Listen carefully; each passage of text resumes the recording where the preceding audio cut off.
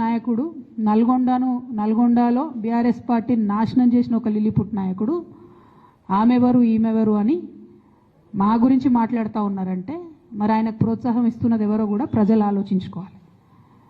ఇవాళ నల్గొండ జిల్లాలో ఒక సీటు కూడా రాలే.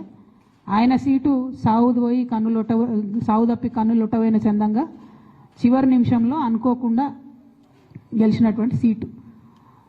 ఎన్నడూ ప్రజా ఉద్యమాలు చేయలే. కేసీఆర్ గారు లేకపోతే మరి నువ్వెవరు? అది కూడా ఆలోచించుకోవాలి కదా. కేసీఆర్ గారు లేకపోతే బీఆర్ఎస్ పార్టీలో ఉన్న ఏ నాయకుడైనా ఎవరు? ప్రజలకు మనందరినీ పరిచయం చేసింది కేసీఆర్ గారే కదా. మనలో మనం కన్ఫ్యూజన్ ఉన్నప్పుడు ఇష్టం వచ్చినట్టు మాట్లాడుకోవచ్చా? ఈ లిల్లీపుట్ నాయకుడు మాట్లాడంగానే ఇంకో చిన్న పిల్లగాడు నిన్నగాక మొన్న మా పార్టీలోకి వచ్చిన వాళ్ళు కూడా ఎటుపడతట్టు మాట్లాడు. అసలు ఎవరు మీరు? మీకు తెలంగాణ ఉద్యమంతో సంబంధం ఏంది? బీఆర్ఎస్ అధికారంలోకి వచ్చినాక బీఆర్ఎస్లోకి వచ్చి పదవులు పొంది ఉల్టా నా మీదనే మాట్లాడతారా మీరు? మేము ఉద్యమం చేసిందే మీ మీద కదా. చిన్న పిల్లగానిలా ఉండు బాబు. నువ్వు పెద్దవాళ్ళ విషయాల్లో తలదూర్చకు, తెలియని విషయాల్లో అసలే తలదూర్చకు. నీ వెనకాల చాలామంది ఉన్నారు అని అనుకుంటున్నావేమో. వాళ్ళ సంగతి కూడా ప్రజలకు వస్తుంది, తెలుస్తుంది. ఎప్పుడో ఒకసారి అన్నీ బయటపడతాయి. ఒక ఆవేదనతో చెప్తున్నా, నేను ఉట్టిగా చెప్తలేను.